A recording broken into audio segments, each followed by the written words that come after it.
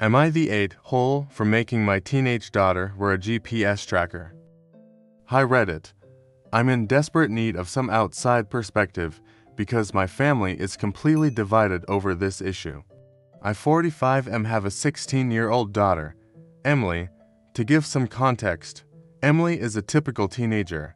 She's a good student, has a part-time job, and loves hanging out with her friends. However, my wife 43F and I have always been very protective of her, maybe more so than most parents. This all started when Emily entered high school.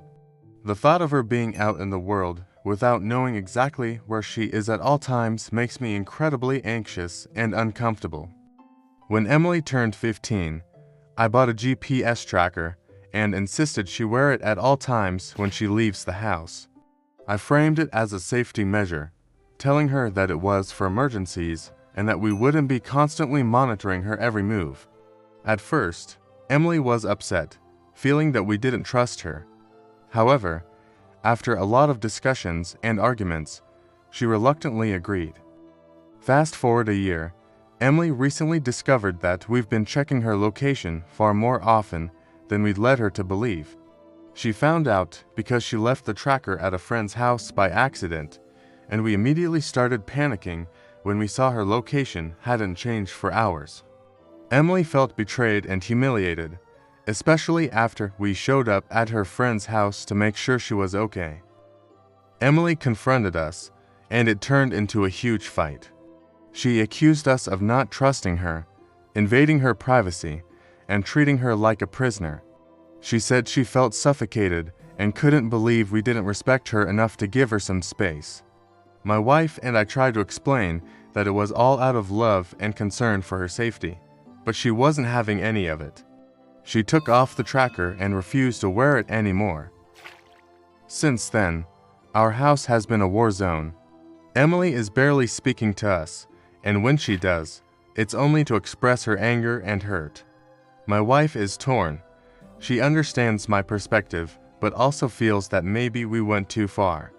Our extended family has also weighed in, with some supporting us and others saying we crossed a line. I'm genuinely conflicted.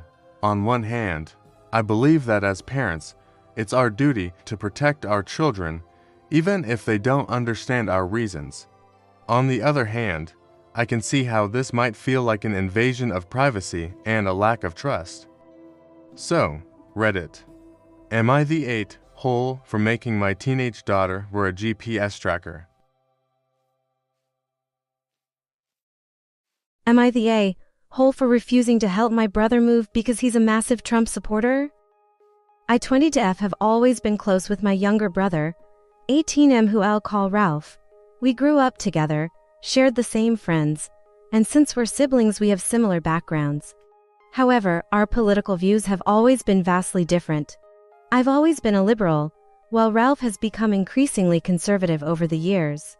We're both white and grew up in the South, but the culture that we were exposed to was different.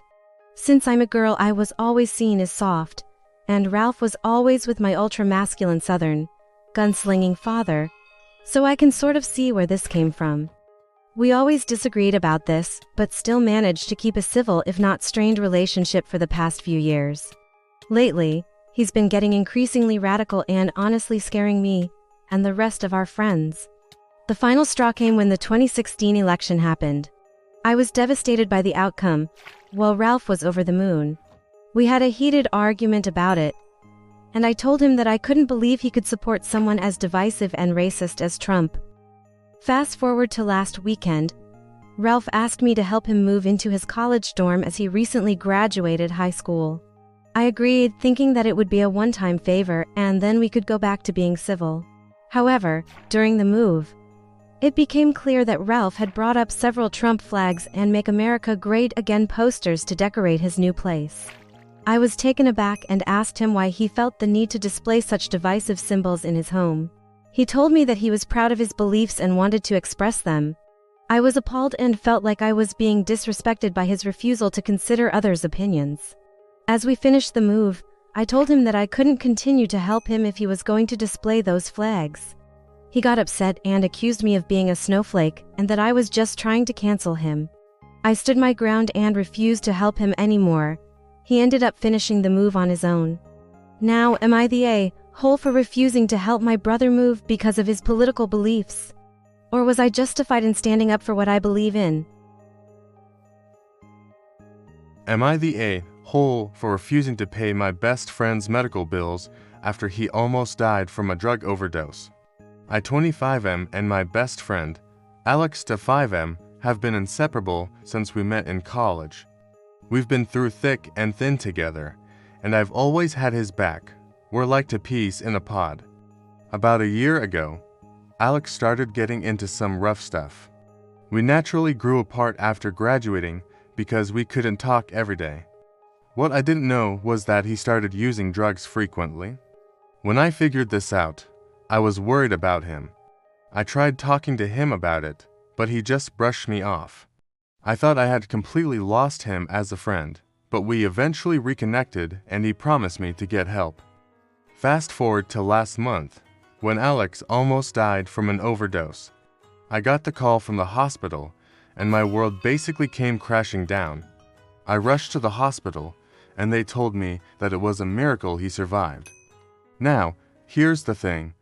Alex's insurance doesn't cover his treatment because he didn't have the right coverage at the time of the overdose.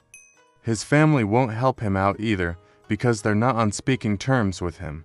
I've been supporting Alex through this whole ordeal, driving him to therapy sessions, helping him with his medication, etc., but now he's asking me to pay his medical bills, which are piling up fast. I'm talking tens of thousands of dollars. My issue is that I don't see why I should be responsible for his financial burden. I know he's my friend and all, but he almost died because of his own choices.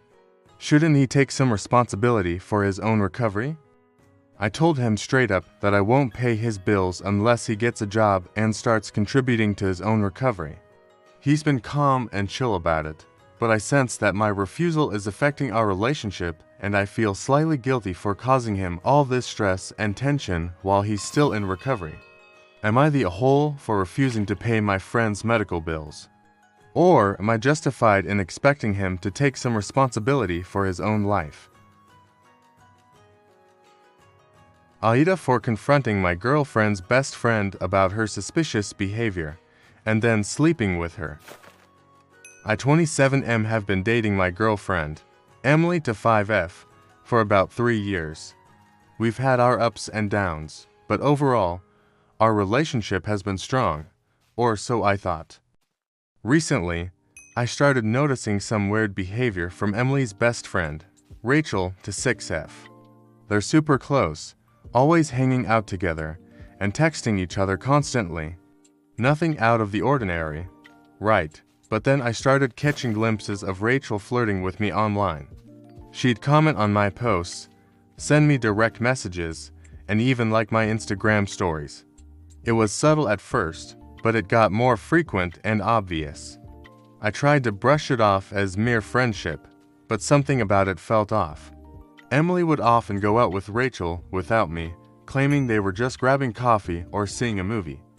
But when I asked Emily about it, she'd get defensive and change the subject. Red flag.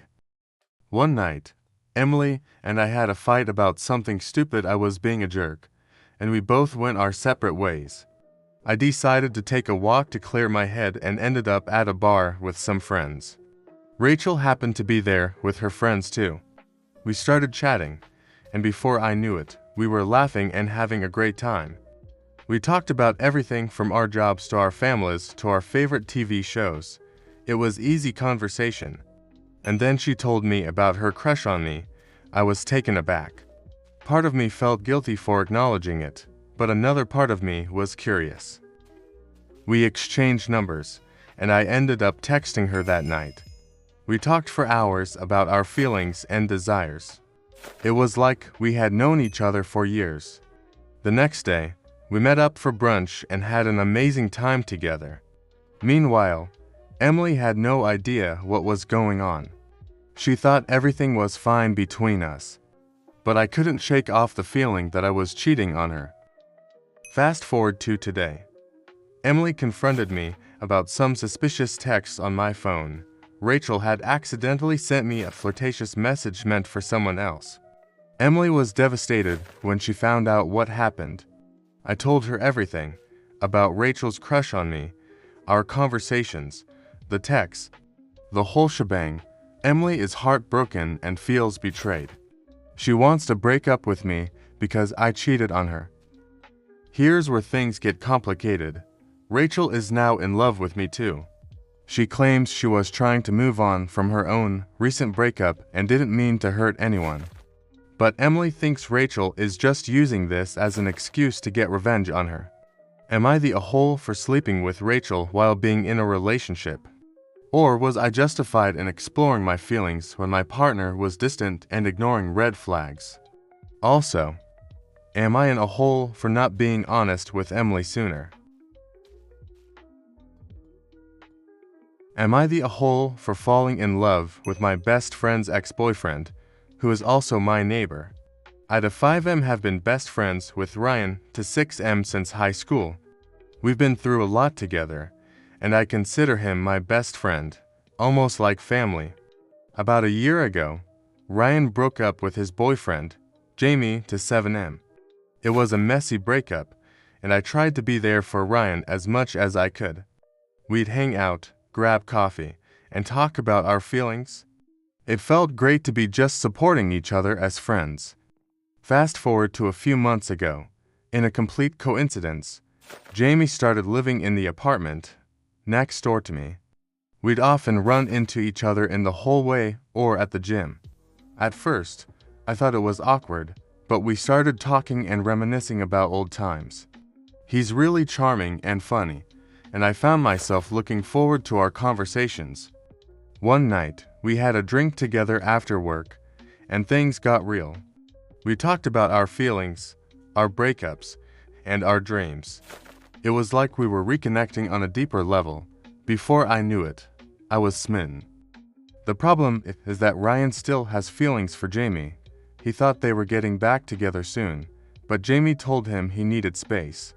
I also think that Ryan is unreasonable to expect Jamie to come back to them after their breakup, because it was in no unclear terms that they were over. Ryan has recently stopped talking about Jamie as much lately and began healing, but I feel like whenever I tell him about my feelings, he'll be worse off than he was before. Still, I don't like keeping secrets from him, and I'm torn between my loyalty to my best friend and my newfound feelings for Jamie. I know this is complicated, but I feel like I'm being honest with myself about my emotions. However, I don't want to hurt Alex or ruin our friendship. Am I the a-hole for falling in love with my best friend's ex-boyfriend? Should I try to work it out between me and Jamie even though bad things could happen? Or am I being selfish and not loyal to Ryan? What do you guys think? Don't forget to like and subscribe for more daily chaotic Reddit content.